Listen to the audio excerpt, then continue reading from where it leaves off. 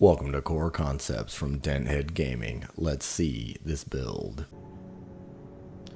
Hey everybody, what's up? I got a very special episode for you today. Not only is it special because today is my birthday, but because this is the very first Core Concepts where I am taking a viewer request and turning it into an AC.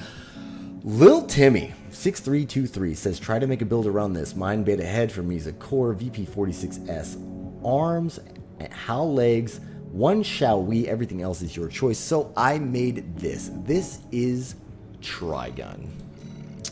So, as you guys see, mine beta head for Misa Core VP46S arms and the HAL legs, as per Timmy's request. Also, as per Timmy's request, we have a shall we on there. Everything else is my choice, and here is what I came up with. We're already running a GAT.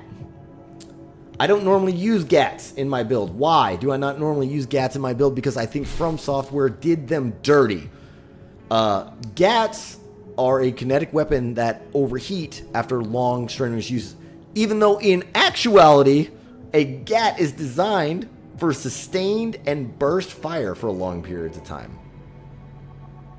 It's not like your normal machine gun. It's got multiple barrels so it doesn't overheat. Why is it one of the only weapons in the game that overheats other than lasers and energy weapons? That doesn't make any sense to me. And so my ADHD kicks in and says, just ignore it and it might go away, but it never does, and it never did, and they are still there. But I digress. Since I don't use them a lot, I thought it might be a little special treat to myself if I just abused them for this build. So, Lil Timmy 6323, this is for you.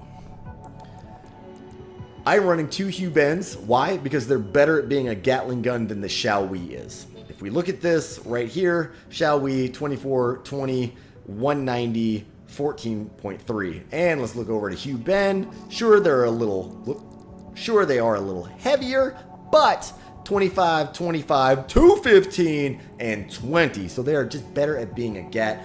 They are slightly heavier, and they do have a little bit more EN, but honestly, this build was never going to be fast. It was never going to be fast, not with this setup. The legs are a little bit too hefty. There's just no boosters to really get it around the field too much, so I opted for mobility instead. So, main combat strategy with this is light them the hell up with these Gatling guns, and when they stagger, you punish with the Yangshu.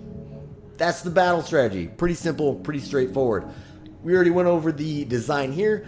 Mainly wanted to focus on the arms for the frame. So the arms are very, very good arms, very well balanced here. Decent AP, kind of low, but still decent for the overall statistics of the AC. Recoil control, definitely utilizing that because we got dual GATs.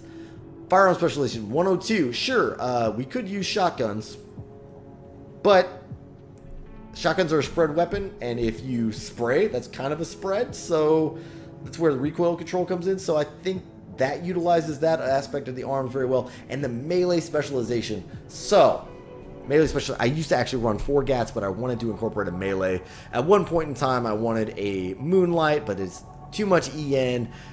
Did great damage, performed very well, but it just didn't let me keep my recharge where I wanted to be. I wanted my generator to swap out. So, I swapped it to a faster generator at recharge and went with the Yangshu instead, which is right here, because it's decent direct hit adjustment and the charge attacks, the attacks are good. Just the attacks are good. The charge attack on here, not a lot of people know this one has a charge attack. So there's your standard horizontal, and your charge attack is actually your vertical, which actually spreads better by like 5. I think they should honestly up this to like 30 or 35. I think that'd be cool, but just because you wait that extra charge second, so if you push and hold and then let it go, it'll go. But like the charge time on it, it's not listed here, but it's probably like half a second.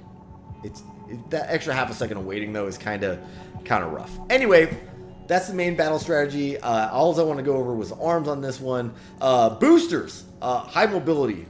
Nothing says high mobility like an Alula. Look at this. Oh my god. Second highest QB thrust in the game. Best reload time in the game. Sure, I could actually technically run these honkers, but my average speed is actually lower with these, even though they have the higher thrust, and the reload time is only slightly longer. So technically, I wouldn't be able to QB as much, and I wouldn't be going as fast all that amount of time. So I did opt to keep the Mercenary's Best Friend with the Alula boosters on there. Ocellus, I think, is for an FCS a no-brainer when it comes to the choice, because if we've got a light AC and it's outmaneuvering me in mobility, it's probably running the Ocellus. Let's be honest. It's probably close range running the Ocellus, or it's just running so far away from me that I can't catch it.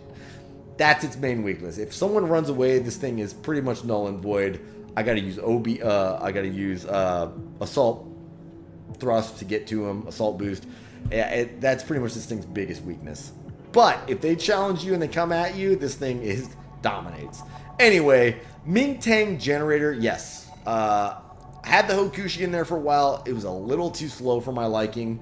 It worked just fine, this and the Moonlight. So if you guys want to do that on your builds, go right ahead. It works. Does work fine. I got actually, during testing, I've got one of the best kill times on Freud, because the Moonlight was just devastating. However, when it came to fun factor, the Ming Tang with the Yang Shu on there did it for me. Like, it was just more fun.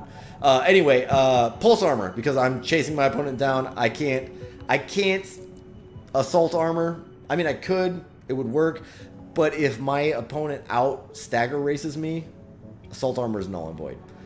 So that's main reason. The only expansion part that actually gets rid of that stagger gauge. So I opted for that because it made the most sense.